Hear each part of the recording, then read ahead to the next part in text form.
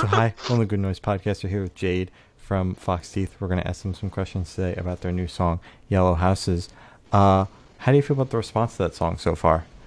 I think it's been great. I think honestly it's more than we expected. I think we kind of push ourselves back. Like we're like maybe we'll get 500 listens in a week, and it's at like 1.3K, Yeah, you which like guys, that's pretty good. wasn't it like Yeah, 48 that's hours or something? You hit 1,000? Yeah, it Yeah. wasn't even 2 whole days. It was like a day and a half, and Yeah, then we got the congrats on that. notification, and I was like, oh my God.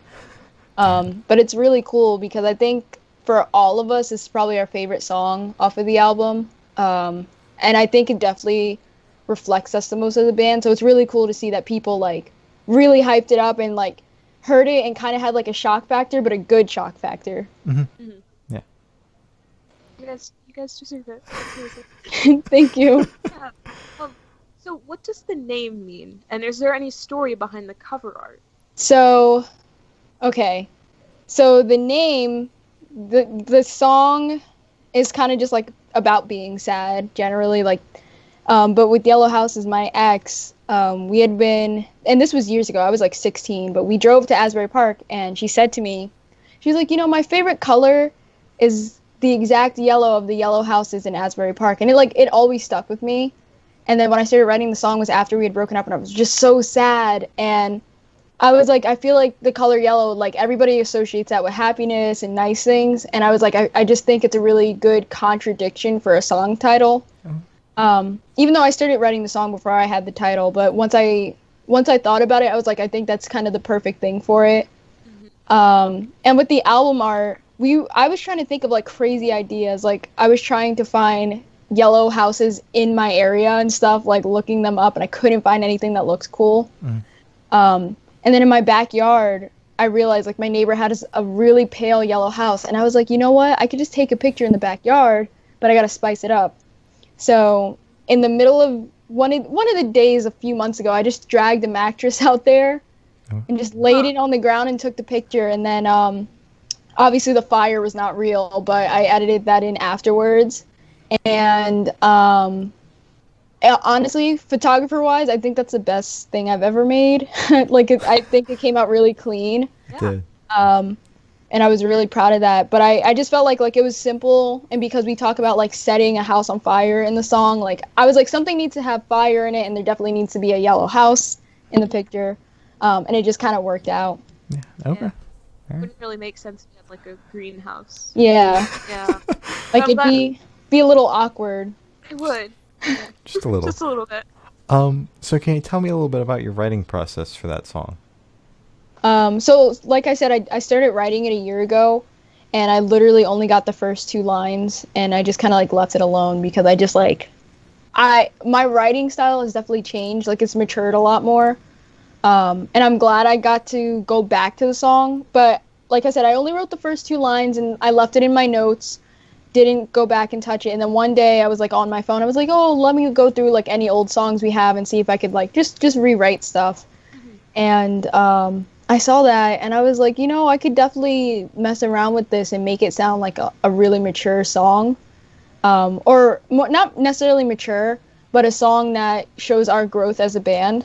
I guess that is mature, but I just started writing one day, and I got it all out. And definitely the part where I get to actually say yellow houses, I was like, I feel like that has to be like really big and bold. And I knew even before we took it to the studio, I was like, when I sing this, I have to do something different that I've never done. And I was just gonna scream, like I was gonna go like full Code Orange for that song. And I really thought about it, and I was like, you know what? Why don't we kind of go like more like Boy Genius and just get like really high notes?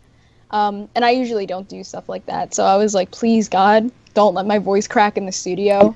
And I did it, thankfully. I think we only did 2 takes for that song, and like we split it into 2 parts, and those were the 2 takes. And when I got to the second chorus and I hit the note, our producer Aiden was in the other room with Ron, and I saw them both like jump up, and they were like screaming, and I was trying to finish the song without laughing because it was just so funny. But yeah, the writing style definitely, I don't know, like it was definitely a long process for that song, but I feel like turned out to be something really, really cool, and definitely better than what it would have been if I finished it last year. Yeah. Okay. That was very wholesome. Okay. So, you said that you've been working on this song for a while, right? So, how has your headspace changed from when you first started writing the song to when you finished it? Like, done, finished? I would definitely say, like, once I went back to it, it was more of a reflective experience rather than, like, I'm going through something right now. Like last year, I was really sad about the breakup that I had went through and everything. And obviously, like, if you try to write a song after a breakup, it's all just like, I'm sad, I'm sad, I'm sad. And I didn't want it to be like that because I'm not sad about it anymore. But I was like, that still was, like, a point in my life that I feel like was definitely a turning point for me. So I wanted to do it justice. But I also wanted to be able to talk about it in a way where it wasn't, like, capturing the moment, but it was entirely relevant. And at any point in anyone's life, really, like, you know, it's a sad song, but you can listen to it and you won't be like, oh, this is like a breakup song or this is a song about just being sad. I feel like people can listen to it and be like, damn, this is just a song about, like, feeling in general, just having emotions. Yeah.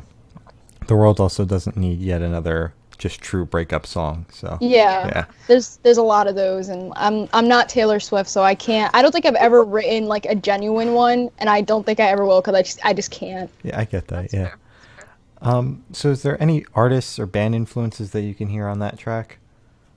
Like I'd said before, definitely, I think a little bit of Boy Genius. I was listening to a lot of them when I finished it, especially Julian Baker. I love Julian Baker, and I love how she sings, and I kind of wanted to do that, but in our own style. And instrument-wise, I definitely think you can still hear a lot of, like, now influence. They're, like, my favorite band ever. So, like, every song we do, when we mix it, I'm like, Aiden, there's this old now song, and I want it to be mixed like this. And he's like, I got you. But I think that's, like, the two main artists that really inspired that song, or we kind of, like, I guess can compare it to. Okay. Alright. Yeah. So, how do you plan on connecting with the fans during quarantine?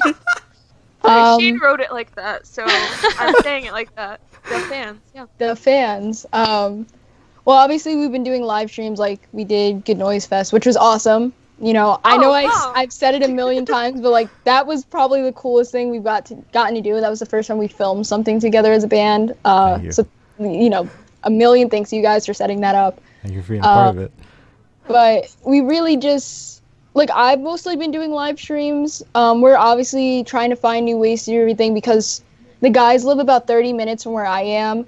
So it's kind of hard to, like, all get together, especially because me and Ron are both going out to work. And, like, obviously not gatherings or anything, but we're social because we live with other people in our home. So it's like, obviously we don't want to all get together and risk getting anyone sick. Mm-hmm. But we have thought of a few things, like more live streams. I've been talking about maybe setting up, like, a Discord and a Twitch for us to, like, stream stuff out. We put up our merch for the first time that wasn't handmade. And I wanted to do it because we're making nothing off of it for that design. But I was like, I want to have people be able to, like, get our stuff. And because, like, a lot of people, I feel like when you have something physical from a band, like, it's more real. And I think at a time like this, you really want physical stuff because you can't go and see live music and, you know, stuff like that. I want to try to get a show over at the Clubhouse in Toms River, one of their drive-in shows. Very cool. I went to the last two they did. It was amazing. I just keep forgetting to, like, ask about it. But if we can do that, we will definitely do that without a doubt. All right. Well, I hope you guys get one because I will be there in a heartbeat. If we get it, I can guarantee the first person I'm calling to fill the second slot is Will. Yes. I'm gonna be like, Will, That'd be listen. sick. Yes. It would I be a need that good lineup show. in my life. Yes. So you guys keep on talking about this album, and last time you said you didn't want to say anything about it. Is that still the case? For the most part, yeah. Anything there's new? also there's a new thing that's not certain. Like, I can't say it's for certain because I generally don't know if it's gonna work out. But we planned on releasing it completely independently we might be under someone releasing it, possibly. I can't say who,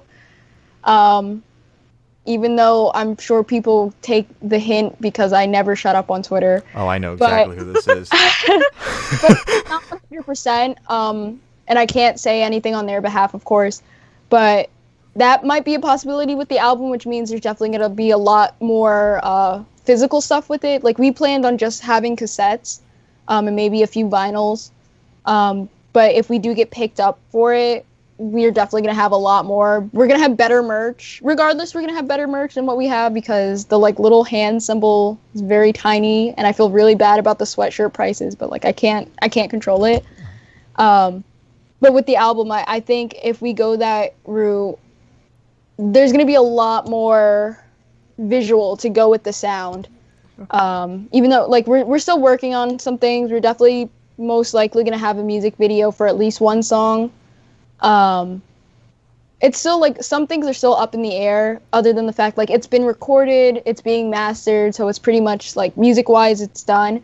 And now we're working on full promotions and ways to just kind of bring it to life more. Okay. Yeah. That makes Yeah. sense. So, That's so exciting. is there any sort of, like, idea of when this might see the light? We don't have an exact date, but I want to say maybe mid-September, before So before the end of the year. Yeah. Okay. Definitely before the end of the year. Unless, like, there's any issue, if we do get picked up by any labels, like, if they have to push it back, but we have it planned out definitely the latest mid-September, and if we really have to push it back, like, October, the beginning of October. But we're aiming before the end of summer, and technically the end of summer is September 21st, so, you know, as long as we could get it before then, we're pretty happy, but we recorded everything, so we're not too worried, and it takes, like Aiden is mixing everything, and then he's sending it to another friend of ours to master it, and they do that stuff in, like, a day, so... Wow. Yeah, like, they're really good. They're amazing. So I'm not worried about timing with it at all. All right. Well, that's all the questions we have today. Is there anything you'd like to plug? Once again, not plug, but I'm gonna say, of course, Black Lives Matter. Please, whoever is listening or watching the podcast, please keep doing research. Please just keep educating yourself, learning what you can do to help, supporting Black-owned businesses, Black artists. We talk about it as much as possible. I try to talk about it as much as possible, especially being, like, I'm half Black, so I have a really big connection to the movement and everything. So I'm like, it's a very big deal for me. I think that's really the only thing I want to say, just because I feel like not only is it super relevant, but especially right now, like, it needs the attention. So yeah, it's the only thing I want to say. All right. Well, thank you for sitting down with us. This has been Jade from Fox Teeth, and we're the Good Noise Podcast.